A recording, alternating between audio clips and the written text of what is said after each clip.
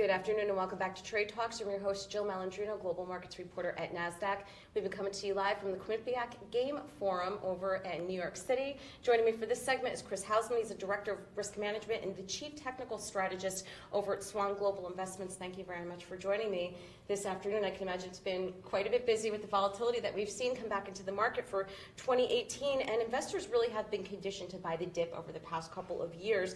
But with volatility back in the landscape, let's discuss what you think the landscape is going to be like moving forward, and are you really concerned about how rapid the change has been?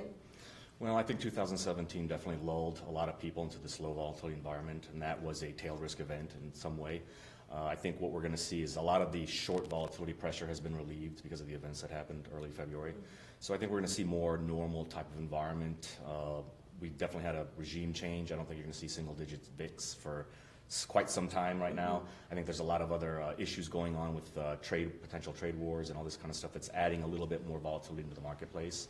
You know, we've had a long run in this bull market, so it's just about enough time before some type of more than the buy the dip standard correction that we've been accustomed to the last few years occurs. Right. Well, because for 2017, that's typically not the function of volatility within the market. I mean, to have what was it? We had no days with a 1% move or yeah. something. It was an anomaly in 2017. Absolutely. There was record after record being set with low volatility, the amount of days that we were in low volatility, and just, well, you know, we're humans, we get accustomed to certain things until it ends. But you're right, it was very abrupt. There were certain events that led to that. So, yeah, but I think moving forward, it should be a smoother volatility regime that we're used to historically. Right. Has this impacted hedging portfolios? How has that affected them? Well, I think the low vol in 2017 affected some people's portfolios. They even though volatility was so low, they just decided not to hedge. You know, you're in a bull market for so long, you're trailing because there's a certain drag incorporated with hedges. But you know, we took a different approach that volatility was so low, it was historic, that it was time to put more hedges on.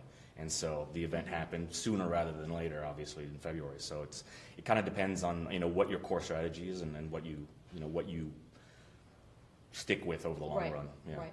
All right. And to wrap up, what catalysts do you have on your radar and that investors should be watching over the next 6 to 12 months? Well, I think the market's trading a little bit more technically now, which you kind of hadn't. You know, bull market just goes up, up, up, and there's you throw out technicals, you throw out a lot of things. Now people are listening to the rhetoric a little more.